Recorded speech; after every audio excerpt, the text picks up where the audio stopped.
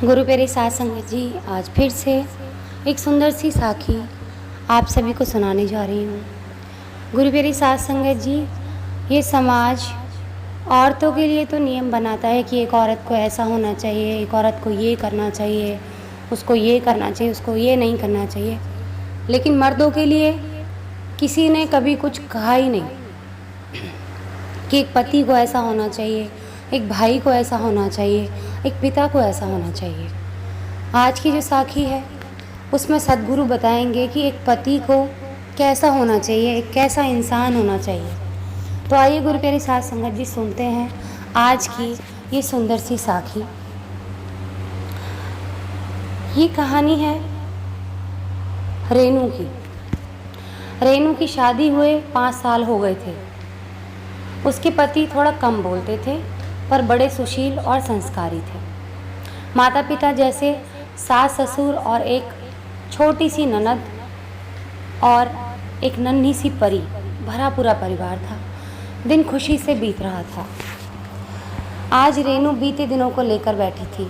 कैसे उसके पिता ने बिना मांगे 30 लाख रुपए अपने दामाद के नाम कर दिए जिससे उसकी बेटी खुश रह सके। कैसे उसके माता पिता ने बड़ी धूमधाम से उसकी शादी की, बहुत ही आनंदमय तरीके से रेनू की शादी की। खैर बात ये नहीं थी, बात तो ये थी कि रेनू के बड़े भाई ने अपने माता पिता को घर से निकाल दिया था, क्योंकि पैसे तो उनके पास बचे नहीं थे। जितने थे उन्होंने रेनू की शादी में लगा दिए थे। फिर भला बच्चे माँ बाप को क्यों रखने लगे। रेनू के माता पिता एक दिन मंदिर में रुके थे। रेनू आज उनसे मिलने गई थी और बड़ी उदास रहने लगी। आखिर लड़की थी, अपने माता पिता के लिए कैसे दुखी ना होती। कितने नाजों से पाला था उसके पिता ने, बिल्कुल अपनी गुड़िया बना के रखा था। आज वही माता पिता मंदिर के किसी कोने में भूखे प्यासे पड़े हैं। रेनू अपने पति से बात करना चाहती थी। वो अपने माता पिता को घर ले आए पर वहाँ हिम्मत नहीं कर पा रही थी, क्योंकि उनके पति कम बोलते थे, अधिकतर चुप रहते थे। जैसे तैसे रात हुई और रेनू के पति व पूरा परिवार खाने के टेबल पर बैठा हुआ था। रेनू की आंखें सहमी थी।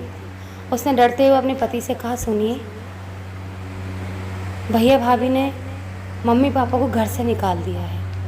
वो मंदिर में पड़े हैं, आप कहें तो उन्हें घर ले आऊं।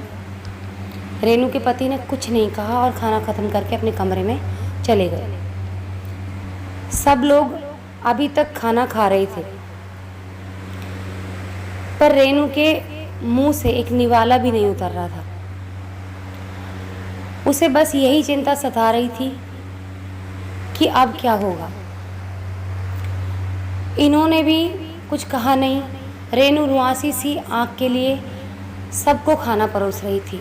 थोड़ी देर बाद रेनू के पति कमरे से बाहर आए और रेनू के हाथ में नोटों का बंडल देते हुए कहा, इससे मम्मी डैडी के लिए घर खरीद देना और उनसे कहना कि वो किसी बात की फिक्र ना करें। रेनू ने बात काटते हुए कहा, आपके पास इतने पैसे कहाँ से आए। रेनू के पति ने कहा, ये तुम्हारे पापा के दिए गए पैसे हैं, मेरे नहीं थे, इसलिए मैंने हाथ तक नहीं लगाया। वैसे भी उन्होंने ये पैसे मुझे ज़बरदस्ती दिए थे। जिस दिन मेरी शादी हो रही थी और मेरे सद्गुरु को पता चला था कि तुम्हारे माँ बाप ने मुझे पैसे ज़बरदस्ती दिए हैं, मैंने मना किया था। फिर भी मेरे सद्गुरु ने उस दिन ही मुझसे कह दिया था कि इन पैसों को संभाल कर रखना, ये तेरे पैसे नहीं हैं, इनको हाथ ना लगाना, ये रेनू के माँ बाप के पैसे हैं, ये तुझे वापस लौटाने हैं। शायद मेरे सद्गुरु को पता था कि एक दिन ऐसा आएगा। रेनू के सास ससुर अपने बेटे को गर्व भरी नज़रों से देखने लगे कि आज सतगुरु की छाँव में हमारा बच्चा इतने अच्छे संस्कारों से पला है। रेनू के पति ने पूछा अपने माँ बाप से, अम्मा जी, बाबू जी, यही ठीक है ना। उसके अम्मा बाबू जी ने बड़े ही प्यार से कहा कि तुम्हारा बड़ा नेक ख्याल है बेटा, हम तुम्हें बचपन से जानते हैं। तुझे पता है अगर बहू अपने माता पिता को घर ले आई तो उनके माता पिता शर्म से सर नहीं उठा पाएंगे कि बेटी के घर में रह रहे हैं, वो खुल के जी नहीं पाएंगे। इसलिए तुमने अलग घर दिलाने का जो फैसला किया है।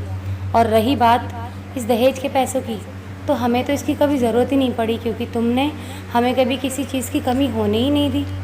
खुश रहो बेटा, तूने आज हमें धन्य कर दिया। आज बता दिया कि सद्गुरु की जिसके ऊपर छाँव होती है वो बच्चे कभी भी किसी इंसान का बुरा कर ही नहीं सकते। हमेशा वो दूसरों के बारे में अच्छा सोचते हैं और दूसरों का भला करते हैं। यही हमारे सद्गुरु ने हमें सिखाया है कि बेटी का धन कभी नहीं खाना चाहिए। ये सब सुनकर रेनू एकदम सन्न रह गई और रेनू को ये सब कह के उसके पति और बाकी सब लोग सोने के लिए चले गए। रेनू के पति ने कहा, अगर और तुम्हें पैसों की ज़रूरत हो तो मुझे बताना, और अपने माता पिता को बिल्कुल मत बताना कि घर खरीदने के लिए पैसे कहाँ से आए। कुछ भी बहाना बनाकर उन्हें संभाल देना, वरना वो अपने को दिल ही दिल में कोसते रहेंगे। चलो अच्छा, अब मैं सोने जा रहा हूँ, मुझे सुबह दफ्तर जाना है। रेनू के पति कमरे में चले गए और रेनू खुद को कोसने लगी। मन ही मन न जाने उसने क्या सोच लिया। मेरे पति ने दहेज के पैसे लिए हैं, क्या वो मदद नहीं करेंगे? करना ही पड़ेगा, वरना मैं भी उनके माँ बाप की सेवा नहीं करूँगी।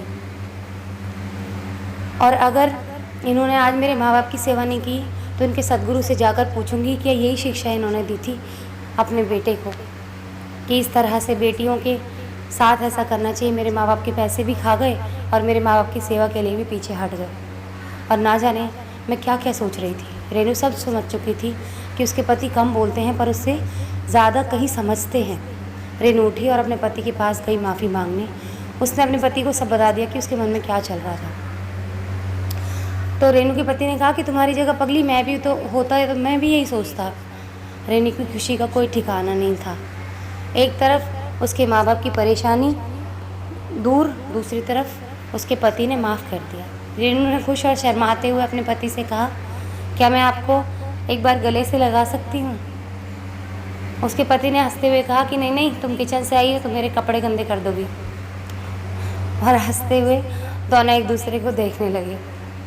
शायद रेनू को अपने कम बोलने वाले पति का प्यार ज़्यादा समझ में आ गया और सद्गुरु की कृपा समझ में आ गई, जिसको वो कभी समझ नहीं पाई थी इस परिवार में रहकर। वो सोचती थी कि बस ये लोग तो समय बर्बाद करते हैं सद्गुरु के पास जाकर। ऐसा मैंने आज तक इन लोगों में ख़ास कुछ देखा नहीं, लेकिन वो ख़ास बात आज उसने देख भी ली थी और समझ भी ली थी। तो गुरु प्यारी साध संगत जी, एक पति को ऐसा ही होना चाहिए, अपनी पत्नी के हर दुख हर दर्द को समझना चाहिए। बिन बोले उसकी हर बात को समझ ले, वो पति होता है। और कहने के बाद में भी जो इंसान अपनी पत्नी के दर्द को ना समझे तो वो इंसान हैवान के समान होता है। तो गुरु प्यारी साध संगत जी, अगर पत्नी के लिए, औरत के लिए नियम है तो पतियों के लिए, मर्दों के लिए भी नियम है। सब कहते हैं कि औरत को सीता जैसा होना चाहिए, लेकिन मर्द को भी तो राम की जैसा होना, राम से बढ़ के होना चाहिए। राम ने तो अपनी बीवी को वनवास दे दिया था, हमें उनसे भी बढ़ के बनना चाहिए। लेकिन इंसान तो इंसान ही नहीं रहता, भगवान क्या बनेगा? श्री राम की मुकाबला क्या करेगा? वो तो इंसान भी नहीं रहता। एक मर्द अगर एक अच्छा इंसान भी बन जाए ना तो वो भी बहुत है। तो अगर आप सीता बनने की अपेक्षा कर रहे हो किसी से, तो पहले खुद भी तो राम बनकर दिखाओ। राम कितना प्यार करते थे अपनी बीवी से। उनके जाने के बाद उन्होंने शैया पर लेटते थे, कुशा की शैया पर लेटते थे। जैसे उनकी पत्नी दुख सह रही थी, वो सारे दुख उन्होंने महल में रहकर सहे थे। क्या कोई कर सकता है इतना? शूर्पणखा रास्ते में मिली थी, चाहते तो कुछ भी कर सकते थे, लेकिन फिर भी उन्होंने अपनी पत्नी से ही प्रेम किया और इसके अलावा किसी से प्यार नहीं किया। मर्यादा पुरुषोत्तम रहे, हमेशा अपनी पत्नी के लिए उन्होंने सब कुछ किया। तो गुरु प्यारी साध संगत जी, एक मर्द को ऐसा ही होना चाहिए, एक आदमी को ऐसा ही होना चाहिए। तो आगे से जो लोग कहें कि एक औरत को ऐसा होना चाहिए, तो इस साखी को ज़रूर सुनना चाहिए उन्हें कि एक आदमी को भी ऐसा होना चाहिए। सद्गुरु की ये बात हमेशा याद रखें कि जो दूसरे की बेटी हम घर में लेकर आए हैं वो हमारे लिए अमानत है। उस अमानत को संभाल कर रखें, उजाड़े ना उसका जीवन। आज इसी के साथ इस सुंदर सी साखी को यहीं समाप्त करना चाहूँगी। मिलती हूँ आपसे अपनी अगली वीडियो में नई साखी के साथ। तब तक के लिए खुश रहें, सिमरन करते रहें, सच्ची सेवा करते रहें।